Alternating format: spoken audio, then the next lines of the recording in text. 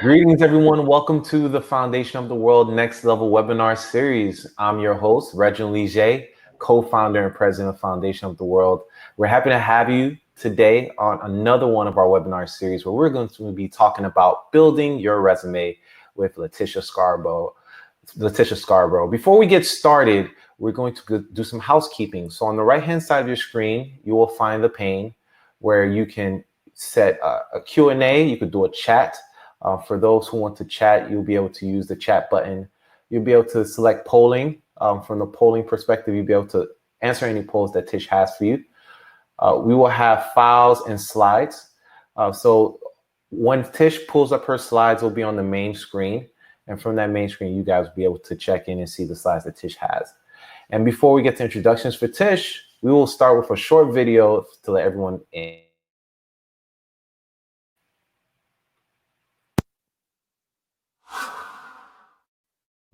Hi, my name is S.T.A.R, founder and CEO of the Foundation of the World. The Foundation of the World is a nonprofit organization created to mobilize communities to provide essential resources for underserved youth.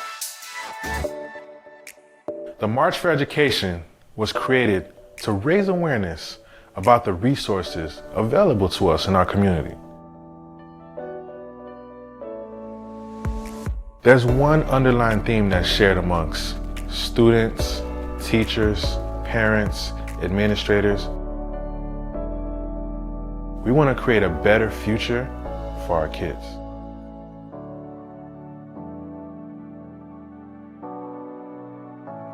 I march for education. I march to secure my financial freedom. I march for my community. I march to be able to go to college and become a doctor one day. Hope you enjoyed. Even more, I hope you learned something new. I'd love for you to join us on this journey because the future needs you.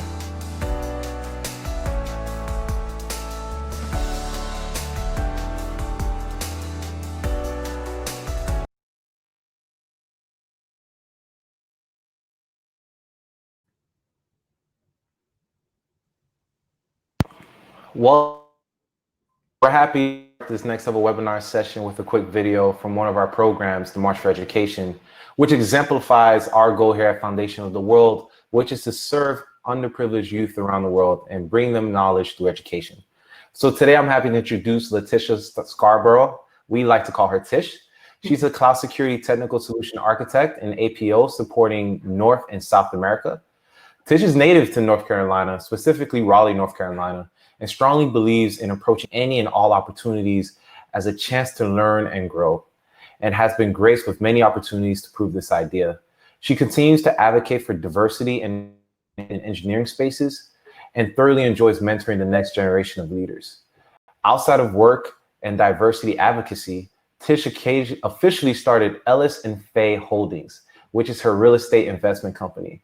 She is 1/3 of GMLT Consulting, which is a personal and career coaching organization, and currently is of launching her third business, Tisha Fay & Co. Tish thoroughly enjoys spending time with her nieces and being a fabulous auntie. She credits all of her success and victories to God, for he has always made a way out of no way, and it's all for his glory. Tish, we're happy to have you. Thank you for joining us this week. Thank you for having me, Reggie, and Foundation of the World. I really appreciate it. I'm glad to be back with you guys. It's my pleasure. For those who don't know, Tish is one of our original 6 volunteers for the PAC program. So she's been an advocate of the youth as well as an advocate of the Foundation of the World for a long, long time. And we're always happy to have her join us as she, along with all of her other initiatives, for Tish to make time for us is really special. That's funny. Yeah, thank you, Reggie, so much. And hi, everyone. It's a pleasure to be here with you all today. I'm very honored to present to you all and to share some tips that I've used in the past. As Reggie mentioned, I am in a technical role. Right now, I'm a cybersecurity technical solutions architect. And I just want to discuss some of the tips that I use to help build my resume, and of course, share it with you all. We might have some time to do a quick little demo because engineers love demos, right? I would like doing them live, so hopefully nothing goes wrong. And I'll also share my current resume. Now it is, just to give a disclaimer, it is in the process of being changed. I'm looking to move into leadership, so it's not going to use some of the same jargon that I used in the past when I moved from a previous technical role to another technical role, but you'll see some of the bullet points that I did use. So without further ado, I'm going to go ahead and transition to the presentation mode. I will turn my camera off just so there won't be any sort of latency. And yeah, we'll get started. If you all, while I turn off your camera and all that good stuff, if you all have any questions, please feel free to I guess put them in the chat box, one, and then two,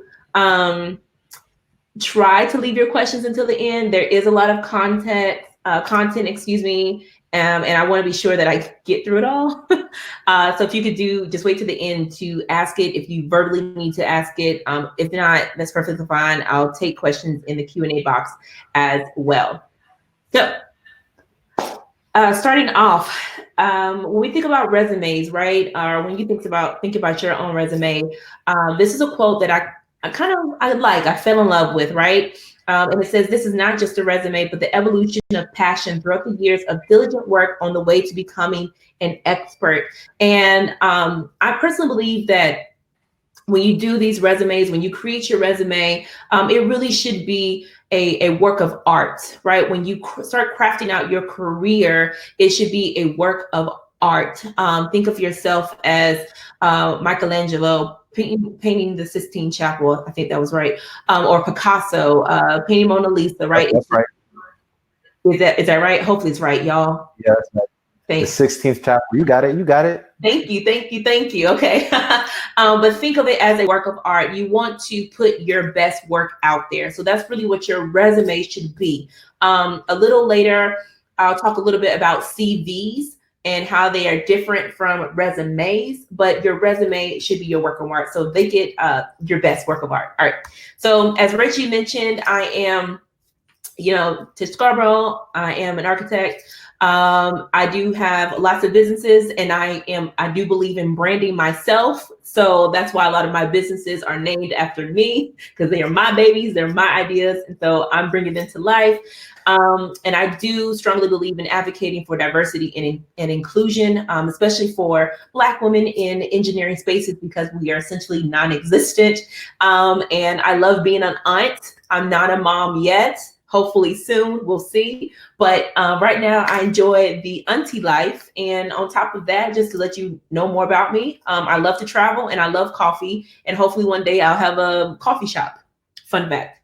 All right, so moving into the agenda, and I'll slow down because I know I'm a fast talker. These are just the 3 agenda items that we'll be going over: resume formats, resume tips, and then resume resources. So we'll be talking about the 3 types of resumes plus one more, and whichever might be best for you. My understanding is that I have more of a diverse audience, so not every resume type will fit everyone. So that's why I'm offering a range of different formats for everyone. Those tips, which is probably where we'll spend majority of our time in and on, because we want to ensure that your resumes are ready to go and they are most certainly presentable. And then I'll leave you all with some additional resources that you all can use in your free time as you go create your resume or just ponder over it. So the first resume up is the chronological resume. So most people are probably more familiar with the chronological resume, which some people refer to a little bit more accurately, which is called the reverse chronological resume, because it's the one that job seekers typically use and of course what recruiters see most often. Now, this is a quick disclaimer. I am not a recruiter. Okay, so I don't spend my time, headhunting talent. But I do a lot of mentoring and I do a lot of advising and a lot of guiding. So I feel like I have a good number of years under my belt helping people kind of formulate their resumes and all that good stuff. But I don't have any jobs, so don't reach out to me for any job opportunities, because I'm going to let you say I don't know. Okay, all right. So what makes this particular resume a chronological resume is that your professional experience is the star of this particular resume, right? So you list your roles from the most recent experience going back in time, which details every entry and perhaps a brief skill section toward the bottom of the page. So this is probably the resume. If you did like a quick Google search and typed in, resumes, you're most likely going to come across a chronological resume. And it dates back in time, or it starts back in time when you first started out your career into something that's a little bit more current, or your current role, and then date it all the way back to like when you first started. So technically these resumes can be a bit lengthy, which recruiters don't typically like. And I don't even like looking at, in all honesty. And you don't really get the chance to understand the person, right? So when you think about resumes, you really need to think about, you don't have the opportunity to meet this recruiter in person for some job roles, right? And we'll talk about on the norm. We could talk about other opportunities to meet recruiters and all that good stuff, but on the norm, you don't really get to meet the recruiter. So you have to ensure that you share and express your knowledge and your wisdom as quickly and as soon as possible, quote unquote, from a virtual perspective or a paper perspective, on this one page. Right. So if you spend a good portion of your time talking about that one job you had maybe 2 years ago that's not necessarily relevant to the job, you've lost your audience. If you spend more time talking about, this is where I hope and where I dream to be, instead of, talking about how your skills really map and align to the job role at hand, you've lost your audience. So those are a couple of things that you want to keep in mind when you start crafting and building out your resume, and then also what type of resume you want to choose. So with that being said, that's chronological. Next, we'll move into functional resume. And this one is one that I like personally. One, because of how it's structured. This is the one I typically follow most of the time when using my resumes, or even to start from a foundational perspective. I like to start with the functional resume. And I like this resume because it truly highlights my skills and my qualifications, right? And that's exactly where I want my recruiters to be looking at, is that this girl is skilled and she's more than qualified for the job that she's applying to. And we get these bonus nuggets of these other things that she's interested in, right? It also, I think on my resume, it might even highlight some of my accomplishments and my achievements, my unique talents. I don't really have like a unique talent, if you will, but from a technical perspective, public speaking is a unique skill. And if you're technical, you understand what I mean. But that's something that stands out on my resume. And it doesn't necessarily work so much from the chronological work experience. It just focuses on what jobs I've had, what roles I've had in the past that align and map to the job that I'm applying to, just to kind of check the box and say that I actually, I have what it takes to be your next superstar, whatever that might look like for the company. So this is my most preferred way of building out a resume. And once again, everyone is most certainly different. And just to let you know, the meatiest part of this particular resume is going to be focused on my area of expertise and laying out my skill set. So personally, that's where I'm at right now in my career. I really want them to, focus on, I'm qualified. I'm more than qualified. So, focus here on that. So that's the functional resume. And then second to last, in once again, although I listed, there's 4 resume types, there's three true resume types, and that's chronological, functional, and combination. The next one I'll share is not necessarily like a real resume style, if you will. It kind of inherits the functional and combination, if you will. But these are the three types. These three that I just mentioned, or I'm about to close out with, are the styles that most people go with. So last but not least is the combination resume, which is a hybrid resume, or what people typically refer to as hybrid. So if you type that into Google, whether it's combination or hybrid, you'll get the same sort of content. And it does exactly what its name. It defines itself, within its name.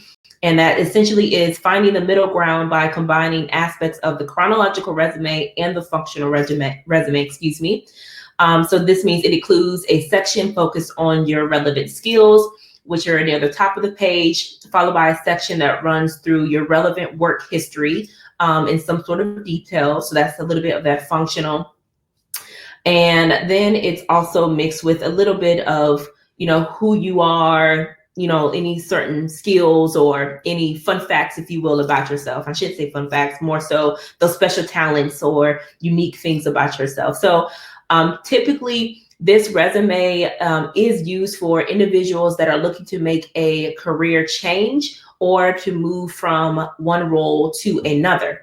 So with that being said, I mentioned earlier that I'm looking to move into a leadership role. So my resume is kind of morphing from a functional resume to more of a combination resume. And it's going through its changes. And I have no problem showing you all that it's not the prettiest right now, but it is getting there. So when we get to that, I'll definitely just walk y'all through what that looks like. I also want to know that I will be sharing these slides with Reggie so he can send it out to everyone. And so I've linked some additional resumes pertaining to each of the topics for you all to gain a better understanding of what the resume types look like. So, excuse me, last but not least is our technical resume. And like I said before, the technical resume is not necessarily like a true format or true style. But because we are talking about building a technical resume, we can't leave technical resume out, or the word technical out. Essentially, a technical resume is basically highlighting your technical skill sets as it relates to the job, which is easy to do. Hopefully, it's easy to do. It's still focusing on your professional experience and the skills that you bring to the table. But when you look at a technical resume, you really should be looking at the educational. Do they actually have like a technical background, right? So just to let you guys know, when I graduated, when I started my first engineering job, which was at Cisco, a network consulting engineer, I had just graduated with a technical master's degree. So I have a master's in information science and a focus in strategic information management. So I definitely highlighted that on my resume. That was definitely at the top, right? Because I wanted people to know that I'm mastery in this particular subject area. And then the second thing I focused on are my skill set. So I mentioned any certifications, technical certifications that I had, my understanding of that technology, and just to get you all, make you all aware of it, is I had, through my studies, I had been kind of on the side a web developer. So my skill sets did not necessarily map to networking, so like CLI functionalities or the routing and switching terminology, but it mapped more so to software, which is perfectly fine. At the end of the day, this exemplified my technical aptitude, and that's really what needs to be drawn out, because once again, look, when someone gets the resume, they're not necessarily getting you and your personality in person, they're getting you on a piece of paper. So make sure you shine through on that resume. And I really wish I had my first resume for you guys to see, but I don't. But anyways, I highlighted, my familiarity with certain skills. And if I had touched certain languages, if I had touched servers, if I had did any sort of technical experience, I really highlighted that in my resumes to show that, hey, I have something of a relevancy. And this meant, in all honesty, I think if I have to go back in my memory right quick, I had worked at a call center, and I was supporting Lenovo PCs, and my customers at that time were based in Australia and New Zealand. So I worked the third shift because that was, their first shift hours, if you will, or their working hours. And I supported Lenovo workstations and Lenovo laptops. So when someone called in, obviously when someone from New Zealand, Australia called in with a problem, they would get me. So I was like your tier 1 tech support girl. So I definitely put that sort of information on my resume. Then any sort of tools I used during that job, I added that as well. So the point of a technical resume is just to really highlight your technical aptitude and your technical ability, and you ensure that you are familiar with at least some of the tools that are used in a day-to-day engineering job. Okay.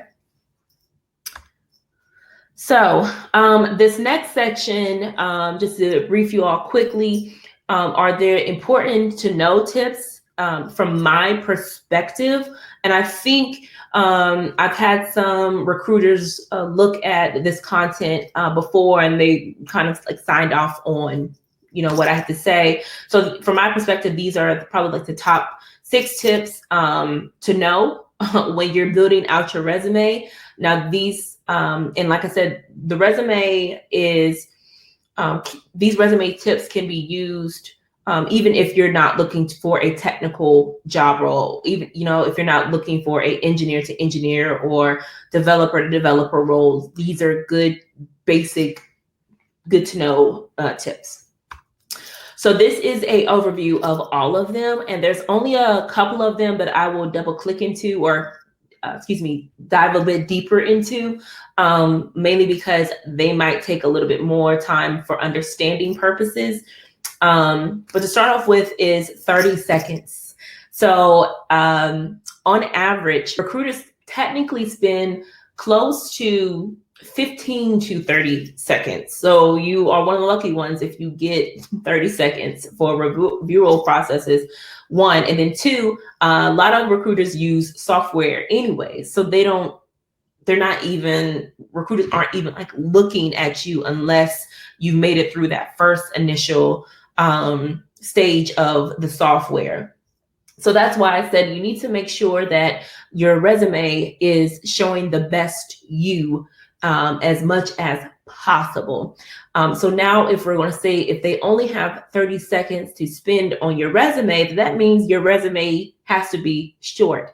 Now, funny story, I used to run a tech camp a couple of years ago, and I had this student. He's fantastic. He's doing really great things, and I'm really proud of him. We would go to these conferences, and he was like, Miss Tish, can you look at my resume? And I'm like, absolutely, I'd love to look at your resume. And this guy, he came back with like 4 pages of information. And I was, I said to him, I said, what's this? And he was like, this is my resume. This is what I'm going to hand to the recruiters. And I was like, you know what? I get it. I so love that you are ambitious. I love that you have so much knowledge and you have so much experience.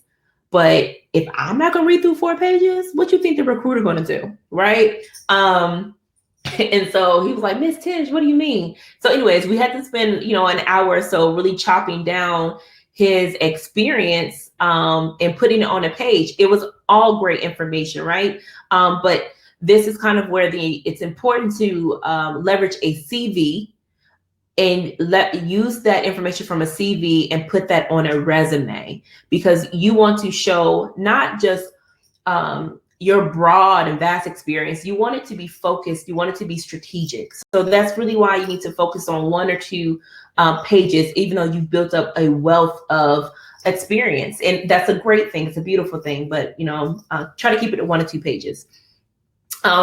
Next is highlighting those accomplishments, which will help keep it to 1 to 2 pages. Now, the method I like to use is called S.T.A.R, and we'll talk a little bit more about S.T.A.R. That stands for situation, task, action, result. Most people commonly hear the S.T.A.R method used in interviewing, which is absolutely correct. The S.T.A.R method, though, from a resume perspective, is how I like to view it is your foundation. And then hopefully, fingers crossed, when you get your interview, you can kind of embellish a bit more, not embellish, but highlight a bit more on the S.T.A.R method from an interviewing perspective. So S.T.A.R method resume is foundational. And then obviously S.T.A.R method interviewing is where you really want to shine the light. And the next thing that we'll double click into is being able to leverage keywords or use your keywords.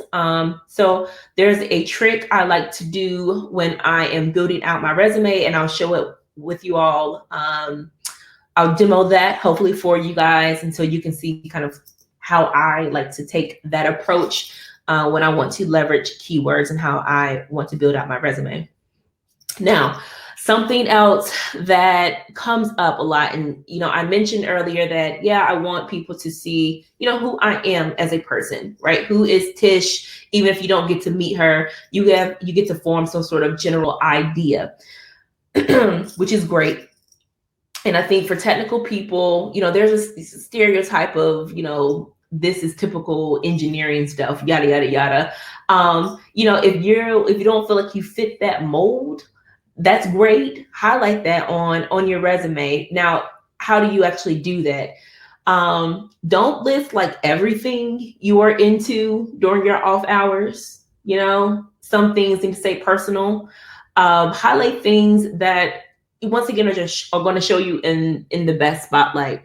No one needs to know that I go, get a facial every month. Like no one cares to do that or know that sort of information, or no one really cares that I don't know, y'all, or like I like to travel every quarter, but they don't need to know every quarter. Let me say that. Huge emphasis on every quarter. But if I tell them, oh yeah, I'm really into traveling, or I say something of, this is not true, by the way, what I'm about to say, it's not true, but if you want to use something like this, you can. If I say something like, I really enjoy volunteering and giving back at my local YMCA or my local baseball team with the kiddos, something of that sort. I don't do those things. So, but if you do those, echo. If you do those things, that's perfectly fine. Those are little things that you can highlight on your resume just to show a little bit more about yourself. All right. Now, the last one is the most important one. And what I like to say is don't play yourself. So back in the day, we have these things called Cisco Day, and individuals will come in and they would go through different rounds of interviews. So they would have to go through a technical interview, they would go through a presentation interview, and they would also go through like a behavioral interview. So 3 different types of interviews in one day. And all I can say is we've had a lot of unique candidates that would put one thing on their resume, and when we would put them in a technical interview and give them a diagram or topology and say, troubleshoot, this switch, this router issue, or, find the root bridge of this particular switch. Some of them couldn't do it. And we weren't necessarily looking for them to get the right answer. It was more so we're listening and listening for their methodology, right? How they think through a technical problem. But, we showed more grace to individuals that didn't necessarily say they were very familiar with Cisco switches, Cisco routers, or they hadn't configured it. But if you did put that on your resume, of course, we grilled you harder because you just put on your resume that you're familiar with troubleshooting our switches. or you are familiar with troubleshooting our routers or a topology or some sort of network. So we're going to grill you a bit harder. If that is not your ability, if that's not your skill set, do not put that on your resume. Or if you want to put it up there, say you're novice, which is perfectly fine. The thing is, we want people to tell the truth, right? Honesty is the best policy. That's the saying that I always grew up with. So share that sort of wisdom, and that's going to take you throughout your career, because even now, like as a professional, I will be on calls with partners or customers, and they might ask me a question, and I'll think about it, right? I'll definitely spend, before saying like, I don't know, I'll definitely spend that time thinking about, how would that work based off their question, right? Literally think through it, give them my gentle, soft answer, which would be something of the sort of, you know what, that's a really great question. I believe it can do X, Y, Z, but I want to be for certain before I'm married to that idea. And then I'll say, what I will do is go research that answer, and then I'll send you a follow-up. And they're happy with that. They're okay with that. Why? Because I didn't lie, right? I told them a soft truth, which is like, I think that functionality might be there, but I'm not 100% sure.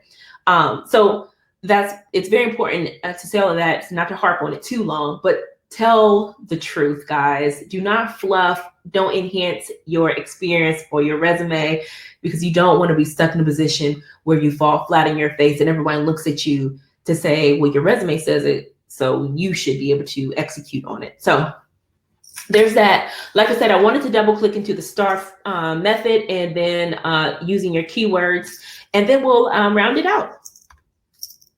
So the STAR method, or STAR method. Hey, Tish, we have some questions, and I was hoping we. I do. I was going to leave it to the end if that's okay, because I do have a lot. All right, we'll make sure that we're answered at the end. Yes. I'm so sorry, y'all. Yes, there's questions, and I will answer them. All right. So quickly, because I know we're coming up on time here. The STAR method is essentially, it's a technique that's typically used in interviewing, which is what I said earlier.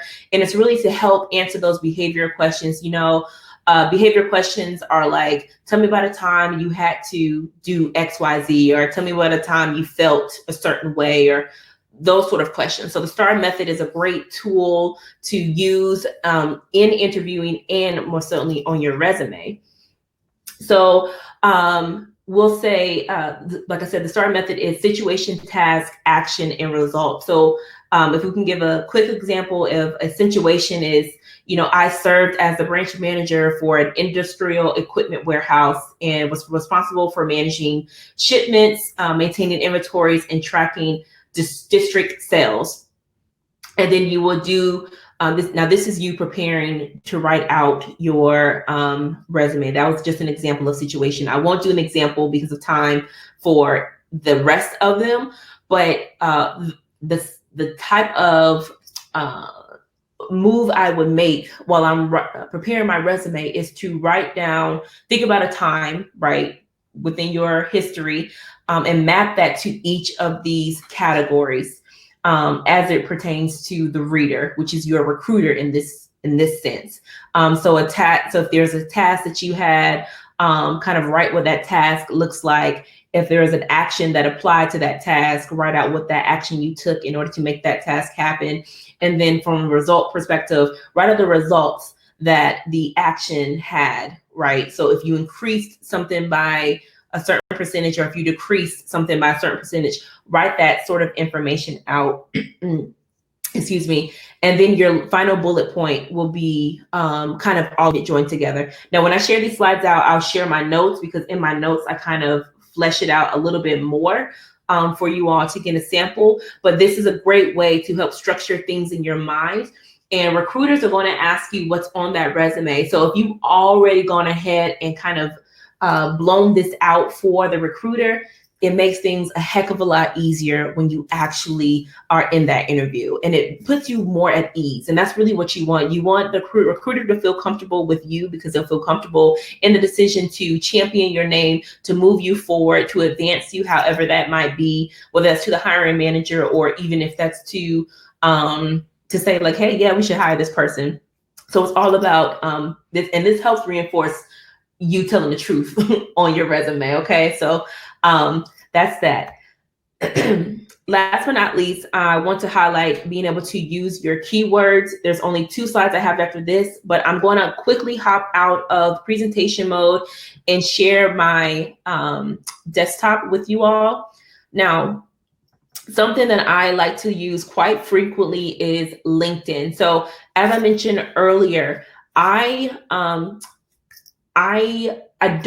is a difference between a CV and a resume. I use my LinkedIn as a CV. And so when I go do and create my resume, all I really have to do is pull from my CV, my virtual CV, quote unquote, LinkedIn, and copy and paste that into a resume. So I do a pretty good job of keeping my resume task up to date and what I've done and completed. But this is kind of how I view CV versus resume. Now, when I say use keywords, there's something to be said about a person that is very diligent and focused about finding the job that they want best. So if you don't have a LinkedIn, go ahead and create that LinkedIn account and start populating the information for your personal LinkedIn page. But what happens once you've kind of started putting yourself out there is there's this tab called jobs, and LinkedIn will kind of start using analytics on the back end to figure out what jobs best match your skill set and what you put up there. So if we go click on one, and let me see, I'm over here being picky. We'll say senior director, okay? Because we want to move into leadership, right? That's what I said earlier. So what I would do if I'm building out my resume is Hey Tish, we are only seeing your PowerPoint screen. Are you showing your I am. Okay, hold on, guys.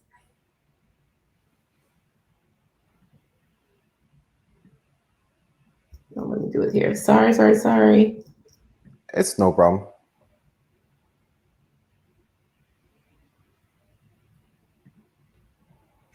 You know what? Hold on.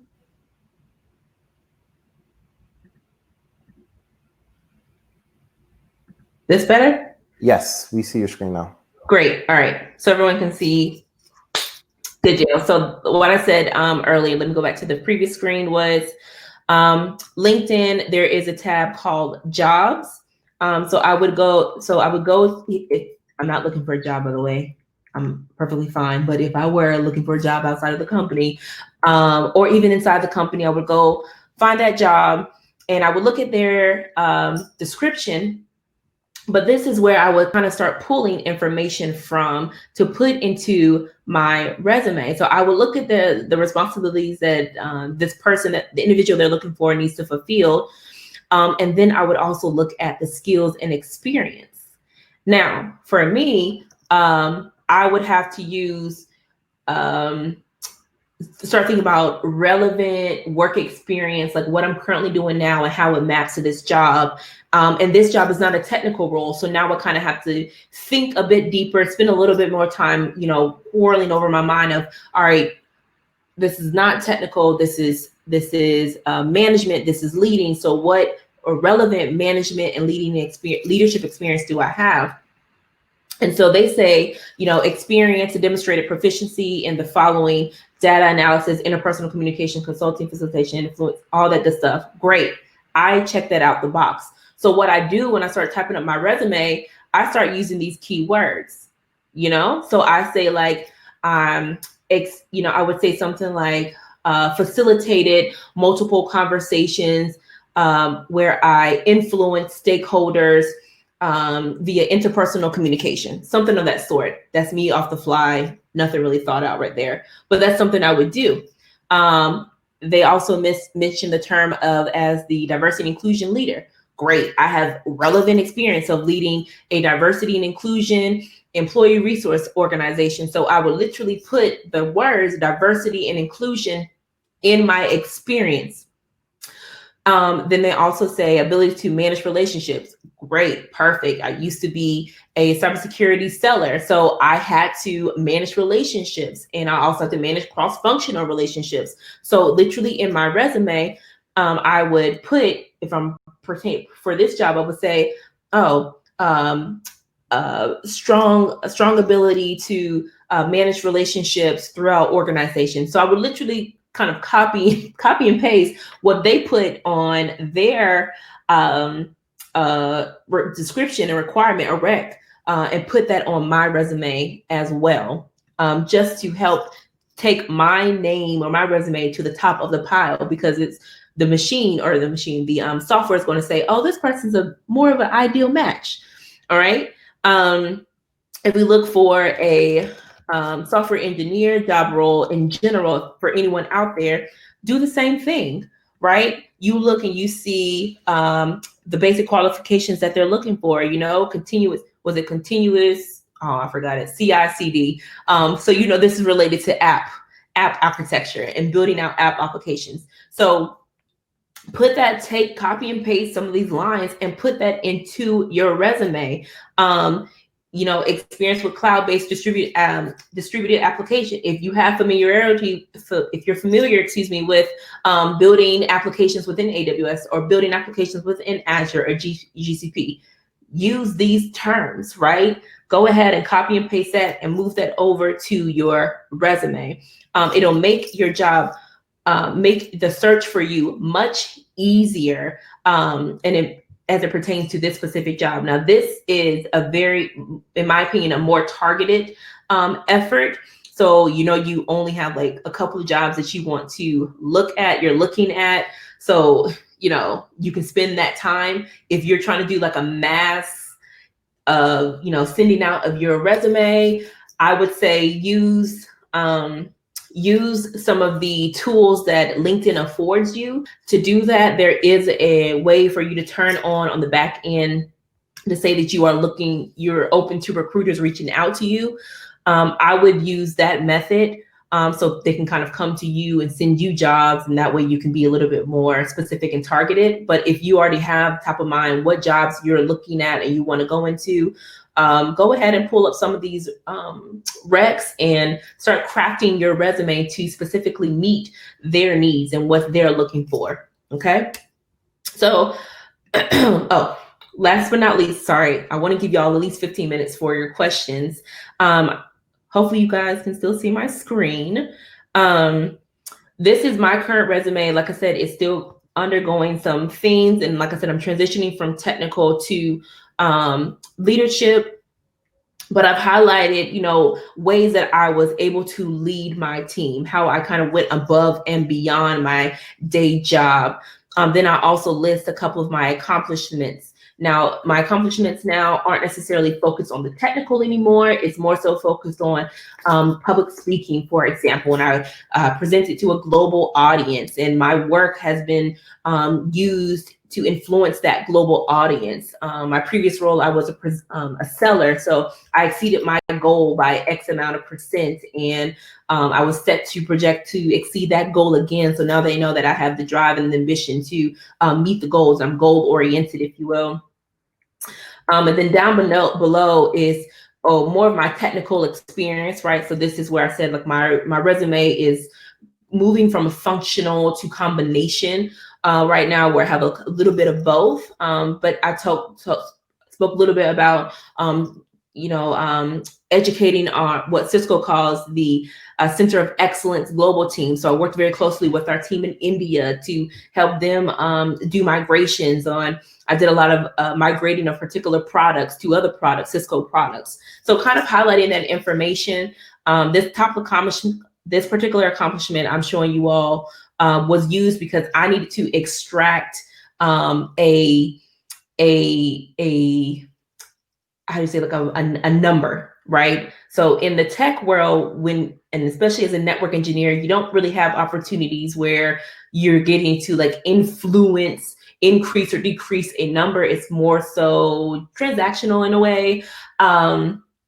So I had to kind of dig a little deeper in order to figure out how I was let me also say this, with this top accomplishment, I was moving from an engineering role to a seller role. So those were two different worlds I was entering, because I was not going to be like a sales engineer. I was literally going to be an account manager.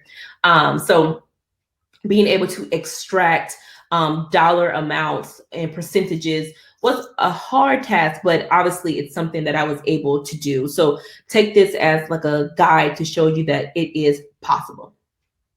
So with that, I'm going to round it out by, give you all just some additional resources. And then of course, I'm going to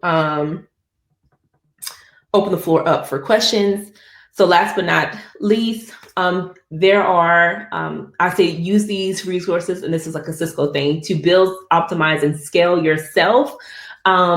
If you don't want to pay for somebody to build your resume or create your resume, there are a plethora of free resume builder templates out there. So I've linked that for you guys to use.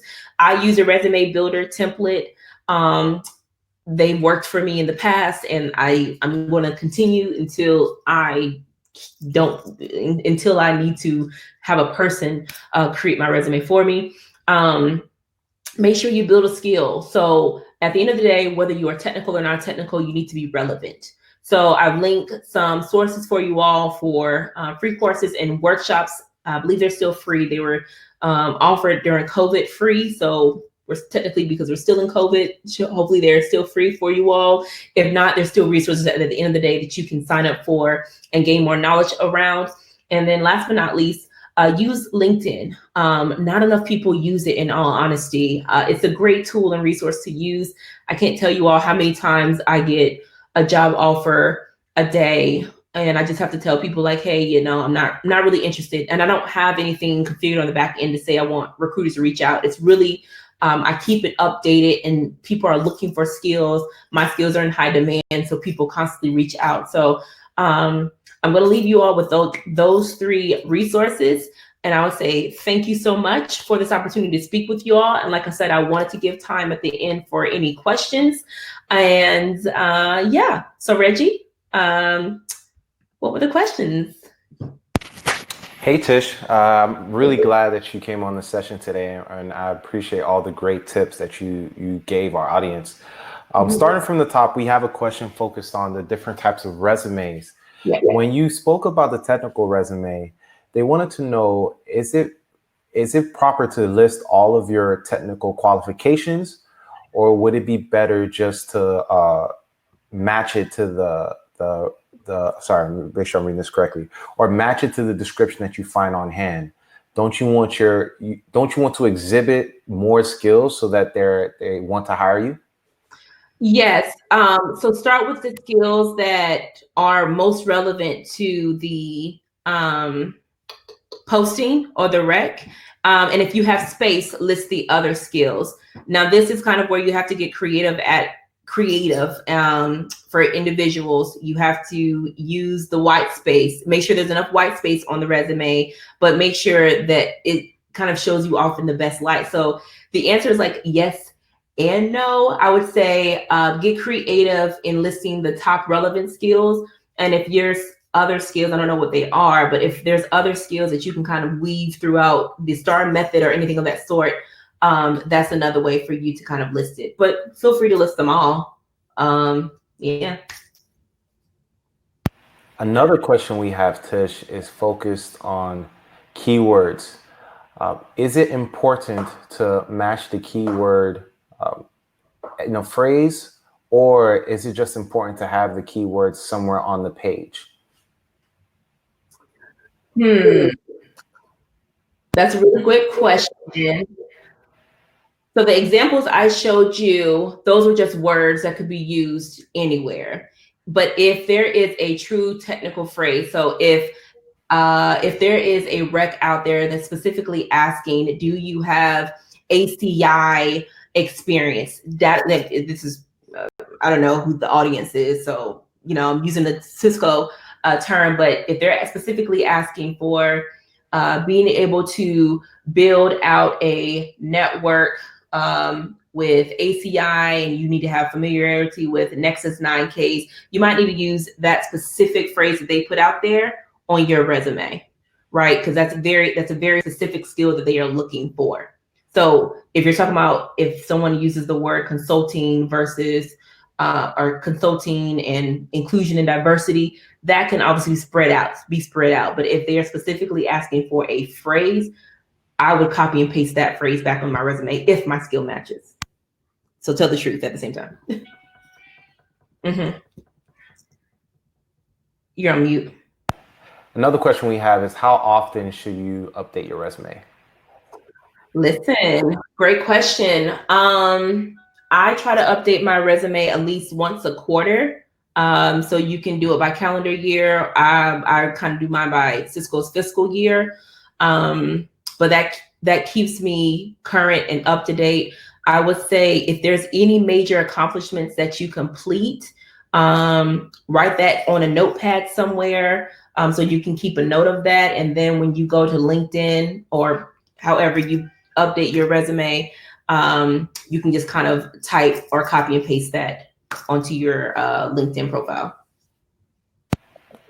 Okay, another question we have, and it looks to be the second to last question, is when you spoke about CV, you mean that we should put all of our information, our experiences, our skills on LinkedIn and use that as a database for our resume that we send out for specific jobs? Question mark. That is how I use it. I want to be very clear on that. That is how I use LinkedIn as my CV. So if you go on my LinkedIn profile, you will see all of my jobs and certs and skills that I've accumulated over the years. And from that is where I pull information to create my resume. So yes, I use it as a database. And the last question of the day is, when we think about resumes and we think of the different design, does the design matter? Do you recommend using a generic design or trying to make your resume as professionally looking as possible? It's up to the person. As I showed you all, my resume had colors because I'm a colorful person. I'm a vibrant person. So that's essentially what you're going to hire, is not just this technical woman, but you'll get someone with a little pizzazz, as I like to say. So it's really up to the personality of an individual. I would stay away from adding a picture. For certain reasons, I'm not a huge fan of adding pictures to a resume. But the design is really up to the individual. And if you look at the template builders that I'll share with you all, you get to you'll have like a understanding of the different types of styles that are out there. So pick one that fits your personality best, in all honesty. Well, Tish, that was our last question. So I just want to say thank you again. And before we close the session, do you have any parting words for our audience? Thank you all so much for joining. I greatly appreciate it. And it's been quite the pleasure and honor to present and speak to you all. And yeah, I'll send my resume. I'll send my information out to Reggie so you all can have it. If you have any questions, feel free to reach out to me on LinkedIn, or I guess Reggie will give you all the best way to connect with me. And yeah, it's been an honor. So thank you all so much for attending and joining. I appreciate it. No, thank you. And thank you, all of you out here in the Foundation of the World community, for joining us. This is another one of our next level webinars where we discuss building your resume. The replay will be going up next month, July. We have all the next level webinars going up during that time that have been presented, and we will be finishing up the series along in July. Just so you guys know, we do have 2 webinars next week, not 1, but 2 webinars next week, focused on the relevance professional etiquette with John Lopez, as well as failure is the beginning of success with Sujant Jain. So be sure to join us next week as we continue the webinar series. We hope you guys have a wonderful and safe evening, and see you guys next week. Bye.